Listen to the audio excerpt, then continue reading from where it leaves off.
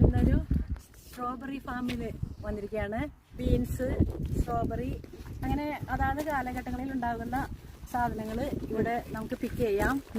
പിക്ക് ചെയ്യുന്നതിന് നമുക്കൊരു ഇതുപോലെ ബോക്സ് തരും. സ്ട്രോബെറി ഫാം ഇത് കൃഷി ചെയ്തിട്ട് ഇതുപോലെ ചെറുതായിട്ട് മുളച്ച് വന്നിട്ടുള്ളൂ. ഇനി ഇതിൻ്റെ വലുത് കുറച്ചും കൂടി അങ്ങോട്ട് നീങ്ങിയിട്ടാണ് അത് നമുക്ക് കാണാം. നമ്മൾ സ്ട്രോബെറി പിക്ക് ചെയ്യാൻ വേണ്ടിയിട്ട് ഈ ഏരിയയിലേക്ക് വന്നിരിക്കുകയാണ്. ഇവിടുത്തെ സ്ട്രോബെറി ഏതാണ്ട് കഴിഞ്ഞ മട്ടായി. ഈ മാസത്തോട് കൂടിയിട്ട് സ്ട്രോബെറി കഴിയും. എങ്കിലും ഞാൻ ഇതിൽ നിന്ന് കിട്ടുന്നത് പറിച്ചെടുക്കാൻ പോകുന്നത് കണ്ടോ. നമുക്ക് പിക്ക് ചെയ്ത് ഈ ബോക്സ് നിറച്ച് കൊണ്ടുപോകാം. ഈ സ്ട്രോബെറി തിന്നാൻ നല്ല ടേസ്റ്റാണ്. ഞാൻ ഒരെണ്ണം തിന്ന് നോക്കട്ടെ. അടിപൊളി മധുര, നമ്മുടെ നാട്ടിലെ പോലെയല്ല. എനിക്കിങ്ങനെ കൂടുതൽ നേരം ഇരുന്ന് പിക്ക് ചെയ്യാൻ പാടാണ്, കാരണം ഭക്ഷണം കഴിച്ചിട്ട് വയറ് നിറഞ്ഞിരിക്കുക. എന്നാലും ഇരിക്കന്നെ.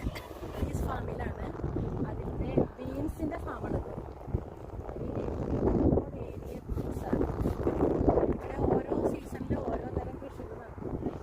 ചിലപ്പോൾ ഗോതമ്പായിരിക്കും, ചിലപ്പോൾ കോണായിരിക്കും. ഈ ഏരിയ മുഴുവനും ഇതുപോലെ വിളഞ്ഞ സ്ട്രോബെറിയാണ്. അത് ഏതായാലും പിക്ക് ചെയ്ത് കഴിഞ്ഞു. ഇപ്പം ലാസ്റ്റ് സമയമാണ്. ഈ മാസം ഒരു 20 കൂടിയൊക്കെ സ്ട്രോബെറിയുടെ അവസാനിക്കും. അങ്ങനെ നമ്മുടെ സ്ട്രോബെറി പിക്കിങ് അവസാനിച്ചു. ഇതിന് ഒരു പാത്രം നിറച്ചായി. അത് നമ്മൾ പറക്കിയപ്പോൾ ഈ മഴയൊക്കെ പെയ്ത കാരണം കുറച്ച് ചീയലൊക്കെ ഉണ്ടായിരുന്നു. പിന്നെ ഇതിൻ്റെ അവസാന കാലഘട്ടമായി. എങ്കിലും നമ്മൾ ഈ പാക്ക് ഒരു വിധത്തിൽ നിറച്ച് നമ്മളിനി ബീൻസ് പിക്കിങ്ങിന് പോകണം. ഇത് കോണിൻ്റെ ഫാമാണ്. ഈ കാണുന്നത് കോണിൻ്റെ ഫാം വേറെയും കുറേ ഭാഗത്തുണ്ട്. അപ്പോൾ ഇതൊന്നൊക്കെ കായൊന്നും ഉണ്ടായിട്ടില്ല, ചെറുതാണ്. ഇത് ഫാവ ബീൻസിൻ്റെ ഒരു തോട്ടാണ്. ഇനി ഇത് ഇവിടുന്ന് ഞാൻ പറിച്ച് കാണിച്ചു തരാം.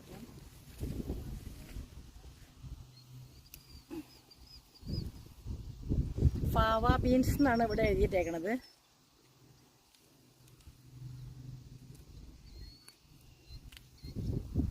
ഇതിൽ കുരു വളരെ കുറവാണ്, കണ്ടോ. ഇതാണ് ഫാവ ബീൻസ്. ഇത് നമ്മുടെ ഗ്രീൻ പീസ്, പച്ച ഗ്രീൻ പീസ്.